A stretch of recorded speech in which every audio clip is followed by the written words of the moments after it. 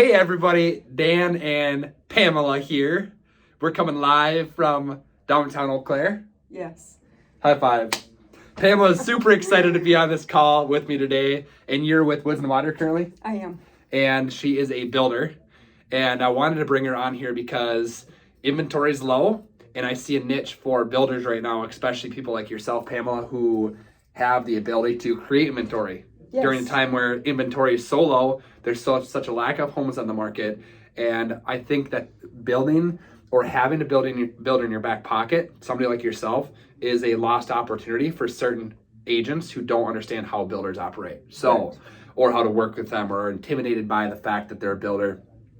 And Pamela's a contact for anybody. And there's also a lot of other builders in the area. And we're just going to come on here and kind of make working with a builder seem a little bit more easy for somebody to do. So specifically real estate agents. So why would a builder even, like we talked a little bit about inventory, but Can you kind of elaborate a little bit more why a builder might be a best option for a buyer right now?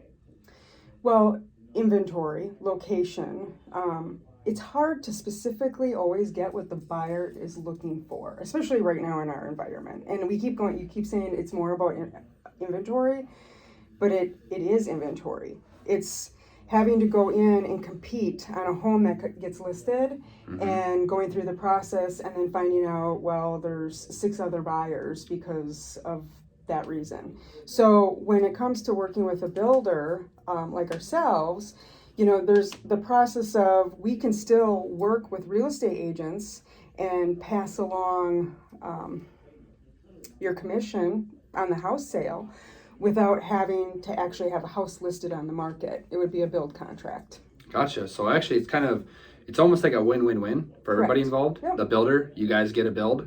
The real estate agent is able to find a property for a buyer that does not actually exist. So again, I'm always, if you guys watch these videos and you're following this real estate chat page and you're part of the mastermind events that we host, you notice that everything we're doing is trying to add value to the real estate agents, to how to better our clients, how to be better connected in our community.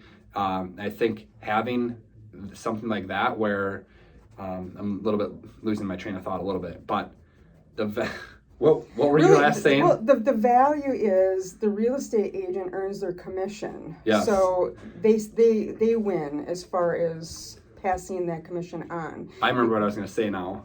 What I was going to say, sorry to interrupt you. What I was going to say is that the real estate agent is able to add value to that buyer in a way that the buyer might not have ever even thought was a possibility before.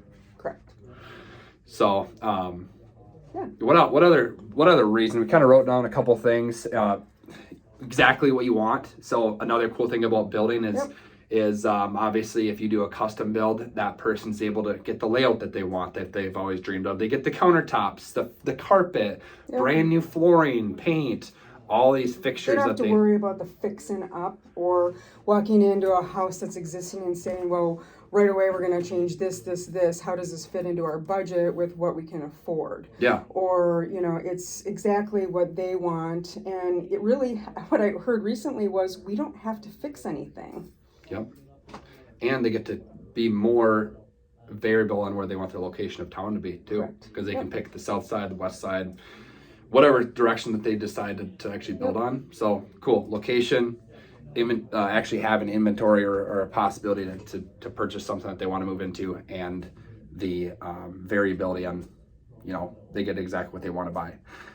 So what does this process look like? So the process looks like, you know, the agent initially contacts us and we negotiate what they want as far as a commission, and then we put that in writing, signed by parties, and then we start to work with their customer. Of course, there's questions like what's their budget, how do we fit into that, and it's going to be the same for other builders because they need to know what they're building for.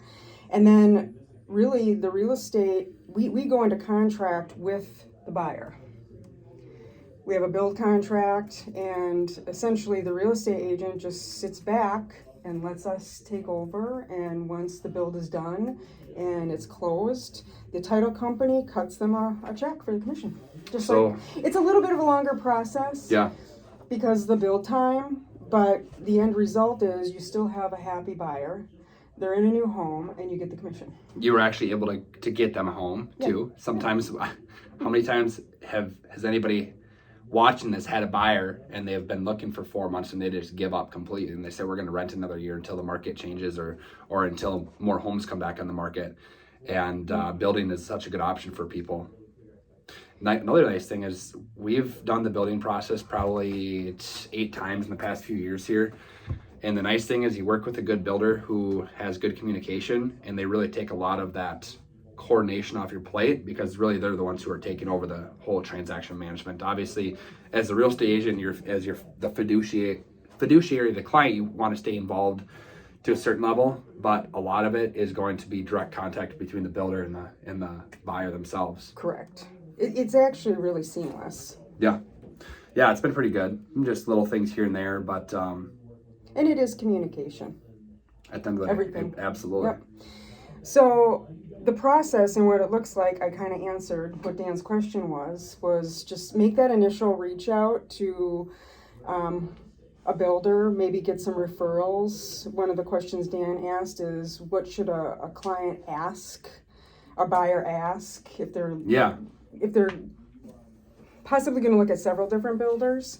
Yeah, what would 3 things that if I were a buyer and I had to interview 3 or 4 different builders because I want to make sure I have to make the best choice, what are like 3 things that I would ask all 3 of those builders to make sure I select the best one for me? One of the things that we get asked a lot is, who are we going to be working with through the process? Because they're initially working with myself or my husband. Who do they get passed off to a project manager? So that's the first question. What are the pros and cons around that? Well, Maverick Homes looks at it in a different way because it's just my husband and I. So we are the project manager, we are the designer, we are the selection people. So all of our clients work solely with us. My husband's on the job site every day, and I'm making sure that everything's getting ordered on time and the processes are going. So we're a little bit different. We don't have any employees. It's just us. Gotcha. And then you have contractors helping you guys. So I guess a big value of that would be you guys are very, very hands-on with the entire process. You know every bit of communication that happens throughout the process, which probably allows you guys to make pivots and changes quickly throughout the process. Which is the other question. Yeah, so my next question was, can we make changes? And we do. I mean, we end up making changes when we're in the middle of framing. Can you explain what we mean by make changes? Okay. So a change would be, we're in the middle of, the house is framed up and the client comes and does a walkthrough, and because they couldn't visualize it, they see like, oh, I don't, can we move something? Can we make changes? And I'm going to fast forward because it might be, paint colors, or can we add a fireplace? We didn't think we wanted one, but now we want a gas fireplace. There's certain stages along the way that you can make changes, and there's certain that you can't. So for us, like when we're gonna go and order the exterior colors on the siding, we make sure, okay, here's a rendering of what the colors look like, because we can't change. Once it's on your house, we can't change it. Gotcha. That makes sense. Does that make sense? Yeah. Yeah. So we there's things we can change and things we can't. Let me ask you something. Is there any builders that don't allow that? Like you get to a certain point in the process and you're like, no, you already agreed on this, signed on it, and we're not going to make changes for you? Would that differ between builder to builder? I don't have firsthand knowledge, but I have, heard that some are less willing to work. Gotcha. Makes complete sense. Because it does, it might be a change order, it may be a cost, it may be a timing thing. You have to take everything into consideration. And for us, it's really at the end of the day, if we can't do it, then we can't do it. But if we can do it, we will. Oh, that's a good way to put it. That's how we look at it. My third question, or our third question that we discussed before we hopped on here, how to save money. So that might be a concern with interest rates the way they are, the cost of building supplies, all this stuff. Money might be one of those things that if I'm thinking about either building or purchasing a retail home, that might be a concern of mine. So how can I save money? For us, we have our team, and obviously there's the mechanicals, which is the electrician, the HVAC, and the plumbers who have to be certified. So if a homeowner is one of those and they're licensed and they can do that, that would be, which is kind of rare. But we did have a build for an electrician, and he did all the electrical. Nice. It depends what they want to do, but there are ways to save money. One of the things is get your arms busy and paint. That's actually a really substantial savings for clients. You know, make it a paint party and invite friends in and make sure you bring the alcohol afterwards. I was going to say, but bring a lot of Busch Light. Yeah, after. But so those are really the two ways. If they have a connection to anybody in the trades that can work out a deal, whether, you know, if they know their cousin is a drywaller, maybe he's willing to give a little bit of a price break. But for the most part, if they're going to do work themselves, they either need to be licensed or really painting.